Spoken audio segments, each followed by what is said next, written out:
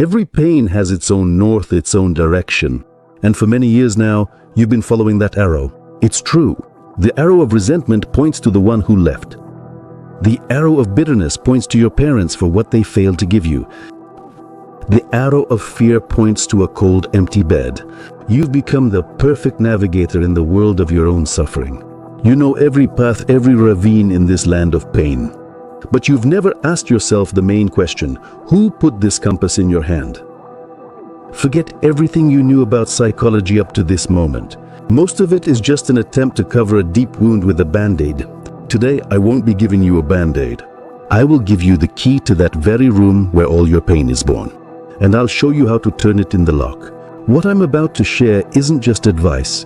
It's secret knowledge that has been passed down orally for centuries, and today finds astonishing confirmation in the most advanced laboratories of quantum physics. If you're here, it means the usual methods no longer work. It means your soul is exhausted to the limit. You've come here for something real, and I will give it to you. We won't be talking about how to get through a divorce or how to boost your self-esteem. That's all just fighting the symptoms. We're going straight to the source of the virus that's poisoning your life, your relationships, and your future. A virus that may have been in your mother's and grandmother's blood as well. And I want you to know that what you're feeling, the heaviness, the hopelessness, is not your fault. You just didn't know you had a choice. No one ever showed you where the switch is. Right now, close your eyes for a second and write in the comments the first word that comes to your mind when you hear the word love. Pain? Betrayal? Hope? Loneliness? Don't think, just write. This is important for our journey together. So imagine a huge, sprawling tree. This is the tree of your negativity. Its branches are your problems: no money, bad relationships, lack of self-confidence. The leaves on these branches are your emotions: anger, resentment, apathy, jealousy. And what do? You try to pluck off these leaves. You fight your anger, suppress your resentment, try to drive away your jealousy. But in place of the plucked leaves, new ones grow, ones even more poisonous. It's an endless, exhausting war. And now, the secret isn't in the leaves or even in the branches. The secret is in the roots. And all the roots of this monstrous tree are nourished from a single source, from a single poisonous stream called blame. He's to blame for ruining my life.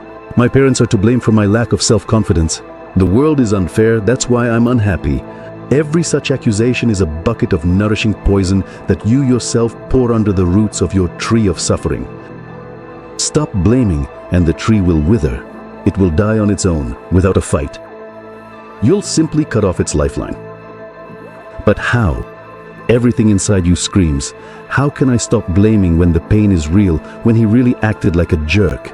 And this is where I reveal to you the sacred esoteric law of substitution. This is not just a beautiful metaphor. It is a fundamental principle of how our consciousness works, which is now confirmed by quantum physics.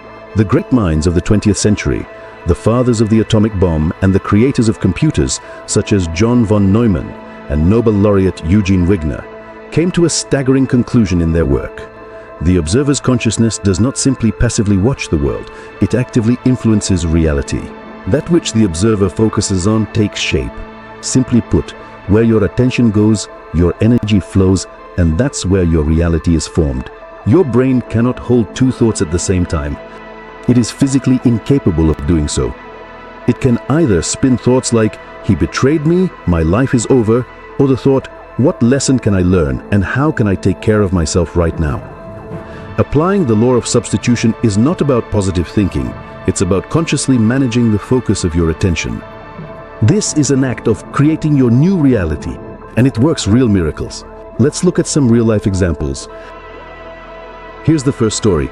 Elena is 42 years old. It's been a year since her divorce. Her mornings didn't start with coffee. They started with her phone.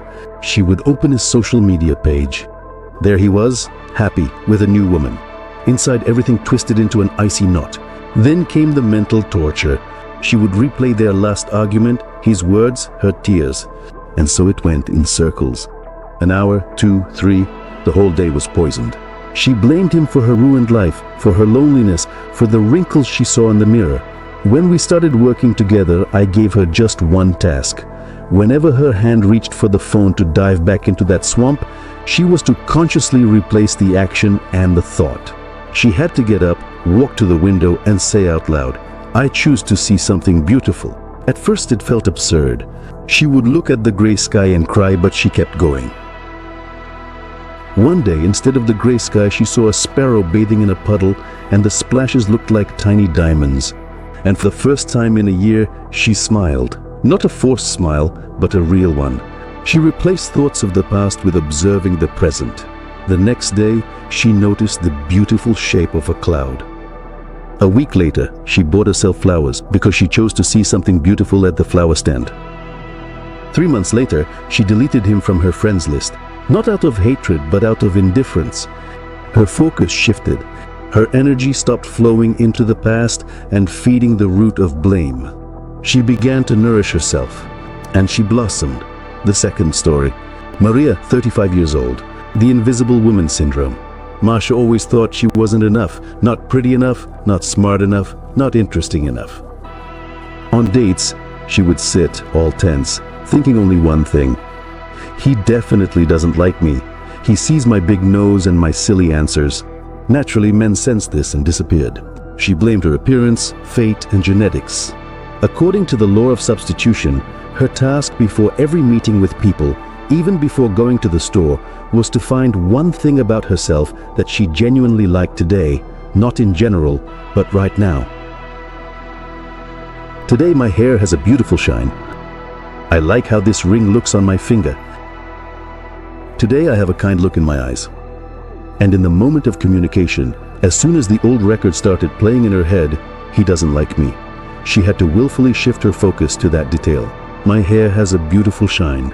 This isn't a mantra, it's a shift of focus from the negative to the positive, from blaming yourself to loving yourself. What happened? Her energy changed. From anxious and ingratiating, it became calm and warm. She stopped broadcasting the signal to the world that, "I'm not okay." And the world responded. Men stopped seeing her big nose and started noticing her warm radiance. Today, she is married because her husband fell in love not with her appearance, but with the state she learned to create within herself. This is psychogenetics in action. Your mothers and grandmothers didn't know about this law. All they knew was how to endure and to blame. And you, like over Wi-Fi, downloaded this program. But you have something they didn't: knowledge. You can stop this relay of pain. Right here, right now. You are holding the compass in your hands.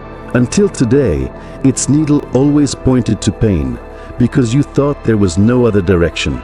But today I showed you that this compass has another side, a side that points to you, to your strength, to your responsibility, to your freedom. Stop feeding your past. Unplug yourself from the socket of blame. Consciously, every minute, every hour, every day, replace destructive thoughts with constructive ones. Don't wait until things get better to start. Start and things will get better. This is great work, and it is the most rewarding work of your life. Sometimes, to find the strength to turn that key for the first time, you need a guide. Someone who will shine a flashlight into the darkest corners of your soul. If you feel ready for real change but are afraid you can't handle it alone, I'm waiting for you at a consultation. Together, we will find the main root of your self-blame and pull it out for good. The link is in the description below the video. And now I want to ask you once again, look at the word you wrote in the comments at the beginning. And now, right next to it, please write down the specific word of love you truly desire to have. Do this as a crucial first step, as a powerful declaration of your intent to the entire universe. If this video has genuinely touched your soul, if you deeply felt that its message was true, please give it a well-deserved like. Let this impulse of light be seen by others as well. Please send this important video to the wonderful woman who truly needs it most right now. You can genuinely save someone's precious soul. And be sure to subscribe, because in the next videos we will talk about things that are even deeper. Remember, you are not just an observer of your life, you are its creator.